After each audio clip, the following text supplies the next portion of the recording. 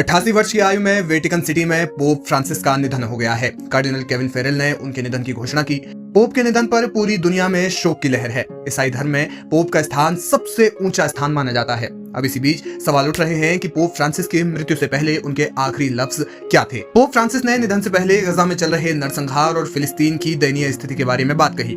Easter के मौके पर उनके संबोधन में फिलिस्तीन, इसराइल और सीरिया को लेकर भी तमाम बातें लिखी गई थी। उन्होंने अपने संबोधन पत्र में लिखा, मैं गजा के लोगों, खासतौर पर ईसाइयों के बारे में सोच रहा हूं, जहां विनाशकारी संघर्ष के कारण लोगों की जान जा रही है, कत्लेआम हो रहा है और मानवीय आपातकाल की स्थिति गंभीर हो रही है। शांति के लिए धर्म की स्वतंत्रता, विचार की स्वतंत्रता, अभिव्यक्ति की आजादी और अलग अलग विचारों के प्रति सम्मान की जरूरत होती है। मैं दोनों पक्षों से अपील करता हूं कि जल्द से जल्द युद्ध विराम की घोषणा करें, बंधकों को रिहा करें और भूख से मर रहे लोगों की सहायता के लिए आगे आए, जो शांतिपूर्ण भविष्य की उम्मीद कर रहे हैं। हालांकि ये पहली बार नहीं है जब पोप फ्रांसिस ने गजा में चल रहे भीषण नरसंहार पर बात कही हो। रोम के जमेली अस्पताल में हुए उनके इलाज से पहले फ्रांसिस ने गजा में इसराइल के सैन्य अभियान की आलोचना की थी। उन्होंने इसी साल के शुरुआती महीने यानी जनवरी में फिलिस्तीन के हालात को बहुत गंभीर और शर्मनाक भी बताया था। जानकारी के लिए बता दें कि कार्डिनल केविन फेरेल ने पोप फ्रांसिस की मौत की घोषणा की, जिसमें उन्होंने कहा कि प्रिय भाइयों और बहनों, मुझे बहुत दुख के साथ ये बताना पड़ रहा है कि हमारे पवित्र पिता फ्रांसिस का निधन हो गया है। रोम के स्थानीय समय अनुसार